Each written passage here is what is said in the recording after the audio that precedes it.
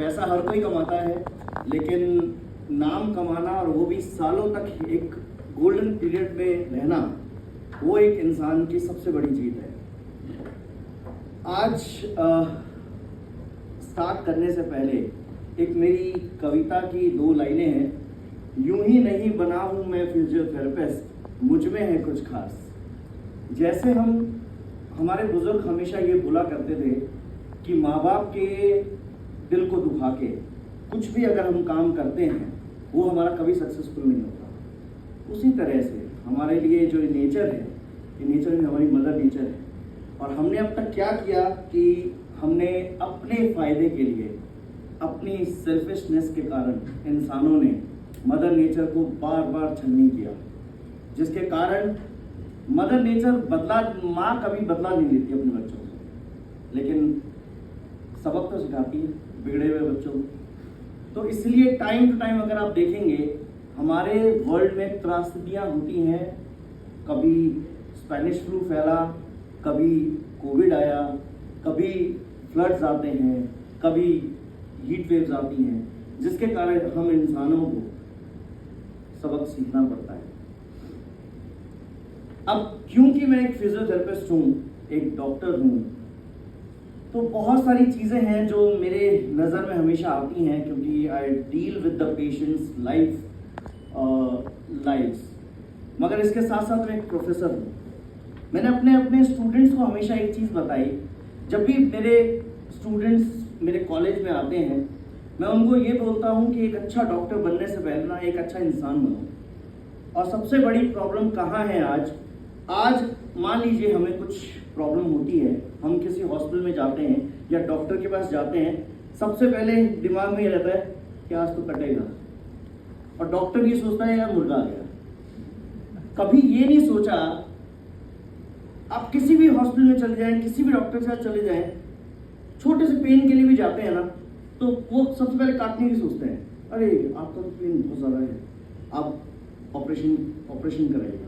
अब आप क्या करते हो, जब ऑपरेशन की बात आती है तो डेफिनेटली बंदा सोचता है कि चलो हम सेकंड ओपिनियन लेते हैं। चोर मसेरे भाई, आप दूसरे के पास गए, वो भी यही सोच रहा है कि भाई आया मेरे पास मुर्गा, तो उसने भी आपको ये कहा। अब मेरे जैसे जो 2-4 लोग होते हैं वो ये कहते हैं कि यार ऑपरेशन एक लास्ट ऑप्शन है। आप इतनी सारी चीज़ें हैं इस दुनिया में, उनको अपनाओ, ऑपरेशन एक लास्ट ऑप्शन है। अगर कल को चीज़ें बिगड़ भी गई तो you can go for the operation ना, क्यों आपको तुरंत ऑपरेशन कराना है। लेकिन हम जैसे सुनता कौन है कि ये तो पागल है, ये तो ना, तो हम बहुत हैवी फीस चार्ज करते हैं क्योंकि हम तो सोशल उसके लिए बैठे हैं। लेकिन होता क्या है कि कुछ 2-4 हमारे जो लोग हैं जो हम पे ट्रस्ट करते हैं, वो हमारी बात मान के और एक बड़े ब्लंडर से बच जाते हैं। बाकी मैं इस टॉपिक में घुसूं उससे पहले एक छोटा सा किस्सा मैं आपको बताना चाहता हूँ। एक 25 साल का लड़का जिसका एयरफोर्स में सिलेक्शन हुआ, ठीक है, और उसकी MRI समहाउ ऐसी आई कि भाई उसको उसमें दिखाता है कि कंप्रेशन है। लेकिन समटाइम्स ये हमें समझना होगा, MRI is not a diagnosis tool, it's just a helping tool for a doctor to diagnose. लेकिन आजकल हो क्या गया है कि आप डॉक्टर के पास जाते हो, उससे पहले वो आपको पूछेगा भी नहीं कि क्या हुआ है, उससे पहले पर्चा भर चुका होता है। और आप वहाँ जाते हो, टेस्ट कराते हो, ओह अच्छा आपको तो ये प्रॉब्लम है, चलो आप ये लो। लेकिन मेडिकल साइंस में पढ़ाने के लिए ना आपको हर चीज़ सिखाई जाती है। मैं एक फिजियोथेरेपिस्ट कम ह्यूमन इंजीनियर हूँ, मुझे अपने ह्यूमंस की बॉडी के बारे में हर पुर्जे का पता है, और मैं आपके 25 साल पुराने पेन 5 सेकंड में खत्म कर सकता हूँ अगर मैं करना चाहूँ तो। 15 साल की प्रैक्टिस में लाखों पेशेंट ट्रीट करने के बाद मैंने आज तक कभी MRI नहीं कराया, और मेरा डायग्नोसिस इतना एक्यूरेट होता है कि मैं आपको ये लिख के नहीं दूंगा कि आपको बैक पेन है या कुछ है, मैं आपको एग्जैक्ट प्रॉब्लम लिख के दूंगा और प्रॉब्लम बताऊंगा। और उसको अगर मैंने आपको ये कह दिया कि आप इतने दिन में ठीक हो जाओगे, आप उतने दिन में ठीक हो जाओगे, otherwise I give you the guarantee कि हाँ भाई आप ठीक नहीं हुए, आपको पूरा पैसा मैं वापस कर रहा हूँ, और जब तक आप ठीक नहीं हो रहे आपको मैं ट्रीटमेंट फ्री ऑफ कॉस्ट दूंगा। That's what the confidence I have developed in my life. और वो इसलिए क्योंकि मेरी सोच हमेशा से ये रही कि मुर्गा नहीं है, ये पेशेंट है, और कल को आज मुझे पेन हो रहा है, तो आज मुझे भी कभी पेन होता है तो मेरे कुछ स्टूडेंट्स यहाँ हैं, तो वो हमेशा मुझे कहते हैं कि सर आप करा लिया करो ट्रीटमेंट। उस पेन का जो मेंटल हेल्थ पे जो मेरा इफेक्ट होता है वो मैं समझता हूँ। तो सामने अगर कोई बंदा आ रहा है मेरे पास बहुत दर्द के साथ, तो उसका दर्द पहले मुझे समझना है उसका ट्रीटमेंट करने से पहले। तो 25 साल का जो लड़का, उसका आपको पता होगा मिलिट्री में जब आप सिलेक्शन होता है तो उससे पहले आपके टेस्ट होते हैं सारे, तो उसमें डॉक्टर ने बोला कि कंप्रेशन है, आपको ऑपरेशन करना पड़ेगा। और आपको ये बात पता है कि द बॉडी में अगर द मोमेंट अगर ऑर्थोपेडिक सर्जन ने कट लगा दिया उसका करियर खत्म। अब उसने एक ऑर्थोपेडिक से पूछा, दूसरे से पूछा, सबने यही कहा सर्जरी होगी, लेकिन किसी ने भी फिजिकल साइंस के ऊपर ध्यान नहीं दिया कि भाई बंदा कर पा रहा है कि नहीं कर पा रहा। और मेरा ये मानना है जब तक आप खुद से चीजें कर पा रहे हो ना, nothing is serious in your body, ये मान के चलो। तो जब वो मेरे क्लिनिक पे आया, मेरे क्लिनिक पे अराउंड 7-8 सीढ़ियां थी, वो दौड़ता दौड़ता नीचे आया। मैंने कहा इसको क्या हुआ यार, ठीक है तो बोला सर मेरे को ऑपरेशन बोला है बैक के लिए, और ऐसा कंप्रेशन मुझे बताया गया। मैं कंप्रेशन बताया। वो पहली बात तो ये कि अगर इतना ही ज्यादा कंप्रेशन था और दर्द था उसको, तो 6-7 सीढ़ियां दौड़ के आया नीचे। मैंने उसको 2-3 बार ऐसे झुका के देखा, उसके फिजिकल साइंस देखे, मैंने कुछ नहीं होगा। 3 सेशन में मैंने उसको परफेक्ट कर दिया। उसका MRI आया, वापस नॉर्मल आया, वो बंदा एयरफोर्स में गया और सेलेक्ट होके बाकी उसने अपनी ड्यूटी ज्वाइन कर ली। अब आप ये सोचिए कि एक मेडिकल डॉक्टर जिसके ऊपर एक इंसान विश्वास के तौर पे जाता है और वही विश्वासघात करे, यानी कि तो वो वाली बात हो गई कि जो हमारी रक्षा करते हैं वही हमारे साथ विश्वासघात करें तो हम कर जाएंगे। तो ये एक छोटा सा किस्सा था। अब हम बात करते हैं, एक जमाना था कि जब हम पढ़ते समय हमें इंसान बनने की वो मुझे याद है आज भी, जब हम पिलानी में पढ़ते थे, पिलानी का हमारा जो एनवायरनमेंट था ना, वो ऐसा था कि बिल्कुल रफ एंड टफ। चाहे आप PM के बेटे हो, चाहे आप किसी हीरो के बेटे हो, कुछ भी हो, आपको रहना उसी एनवायरनमेंट है, उसी मिट्टी में खेलना है, उसी चीजों में काम करना है। कोई AC नहीं, कोई कूलर नहीं, कुछ नहीं, पसीने में हम खेलते रहते थे। लेकिन एक अच्छी बात ये थी कि हमें नेचर के साथ जोड़ा जाता था। बहुत बड़े बड़े नीम के पेड़ होते थे हमारे कैंपस में, वहाँ पे बहुत घोंसले होते थे, सारा दिन चिड़ियाओं की चहचहाहट होती थी। और हम छोटे छोटे बिल्कुल 1st, 2nd, 3rd क्लास में नाड़ा बांधना भी नहीं आता था, लेकिन ये पता था कि अगर चिड़िया गिर गई है तो गिरती थी, हम उसको उठाते थे, अगर वो मर गई है तो अपना रुमाल निकालते थे, उसको बांधते थे और उसको गाड़ के आते थे। ये हमें पता था। खाली टाइम में हम क्या करते थे कि भाई कैटरपिलर्स होते थे, तितलियों को हमारा ज्योमेट्री बॉक्स हमें मिलता था। और पिलानी में एक खास बात ये थी कि हर हफ्ते आपको ना कुछ चीजें देते थे। एक तो लाइफ बॉय, एक व्हाइट पॉलिश, एक रेनॉल्ड्स का पेन और एक ब्लैक पॉलिश और एक आपको ज्योमेट्री बॉक्स। अब ज्योमेट्री बॉक्स इतने सारे इकट्ठे हो जाते तो क्या करते, हम उसको खोलते, उसको छेद करते और उसमें अपनी तितलियां बांधते थे। और उसी में वो जो खुशी थी ना कि रोज चेक करते, पत्ते चेंज करते, वो कैटरपिलर से कोकून बनता, कोकून बनने के बाद वो एक तितली बनता और उड़ जाता, वो एक खुशी ही अलग थी।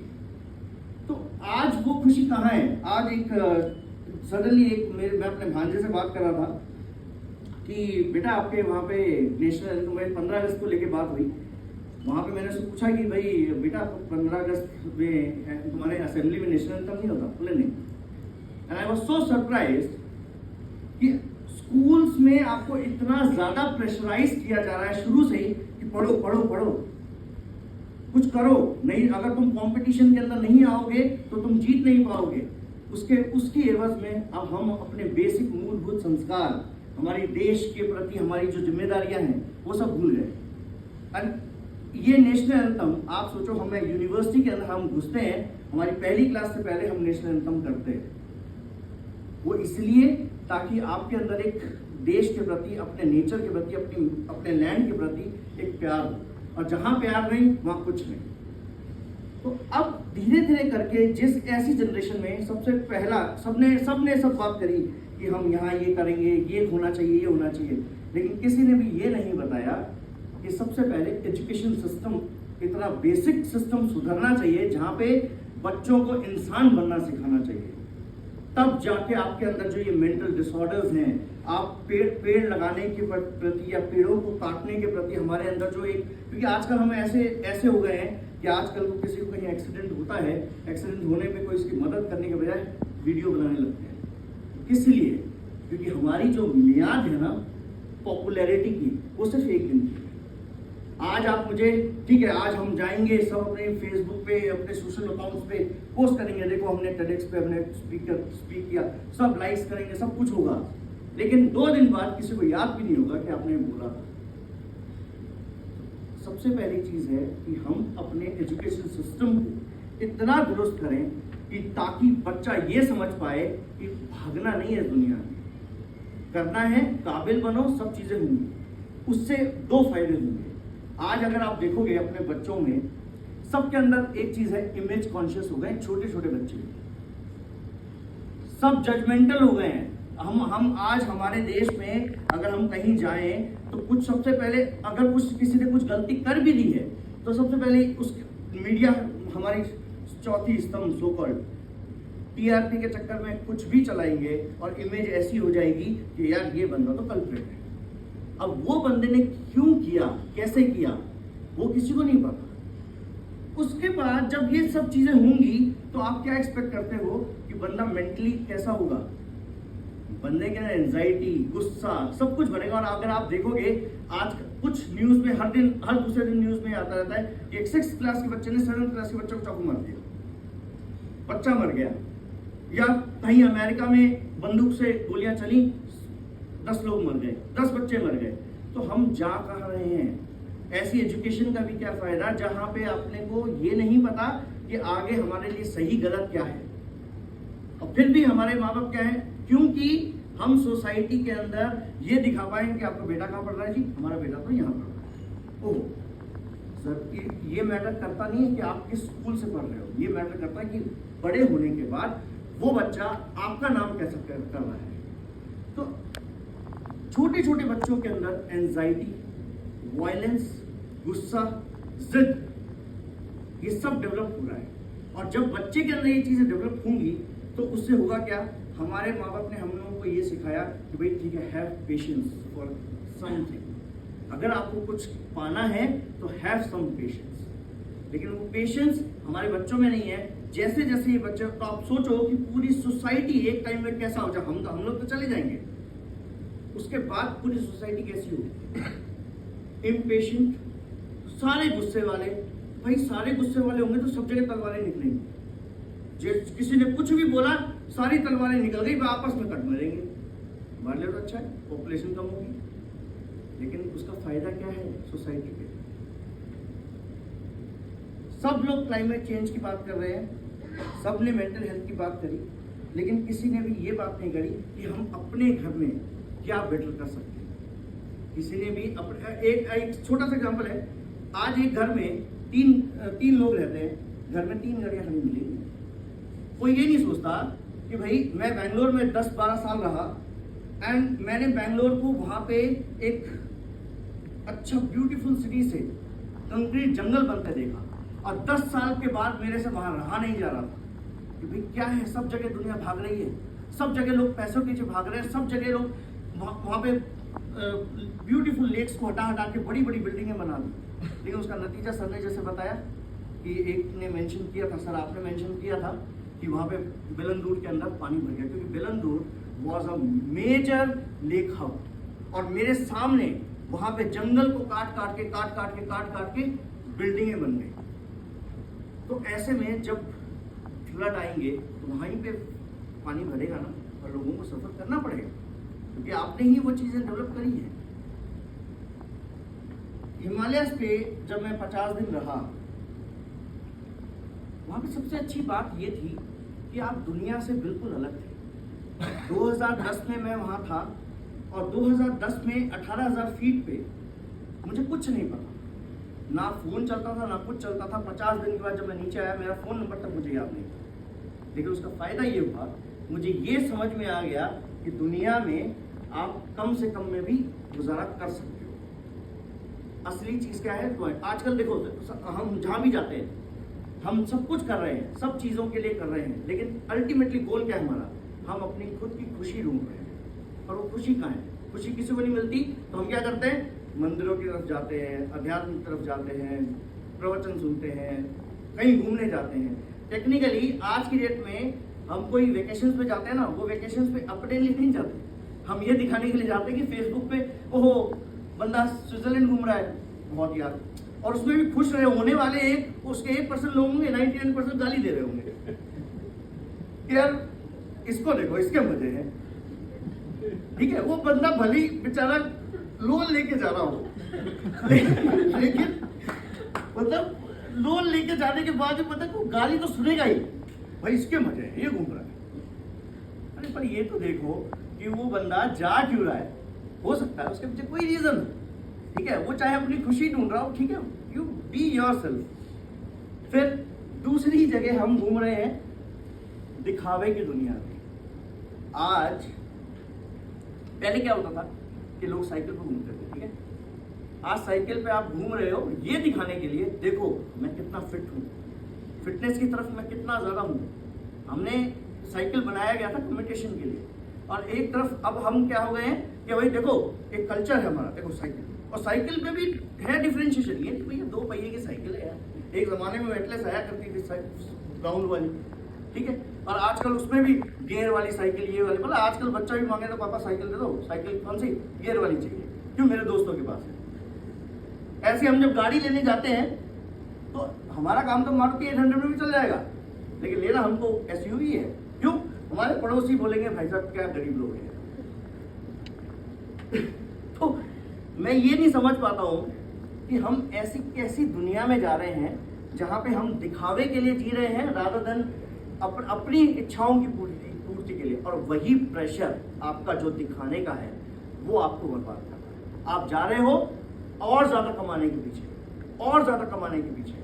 होगा क्या? एक टाइम ऐसा आएगा कि जब आपके सब कुछ होगा लेकिन खुशी नहीं। एक छोटा सा और किस्सा है। मेरे पापा, he is a great man, उन्होंने जीरो से शुरुआत करी और पूरी जिंदगी उन्होंने मेहनत करी ईमानदारी से।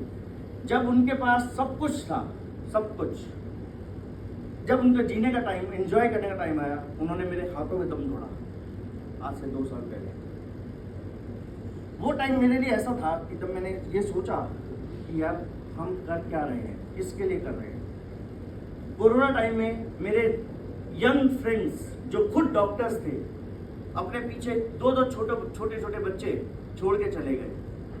पूरी जिंदगी पढ़ते रहे हम सब कुछ करने के लिए, और सडनली हम चले गए।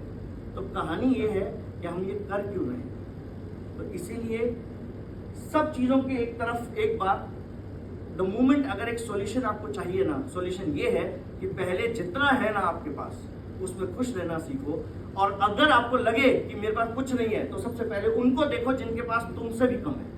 उस दिन समझ में आ जाएगा कि we are born with a golden spoon. और एक आदमी पूरा चेंज कर सकता है। 20वीं सदी में स्वामी विवेकानंद ने ऐसे एरिया में जाके अपने भाषण से इम्पैक्ट डाला था जहां पे डिस्क्रिमिनेशन टॉप पे था। तो अपने इस टॉक का मैं कंक्लूड इस चीज से करना चाहता हूं। एक बहुत प्यारा क्योट है, दुनिया में लाखों का मेला जुड़ा, दुनिया में लाखों का मेला जुड़ा, हंसा जब जब उड़ा तब तब अकेला उड़ा। Thank you so much.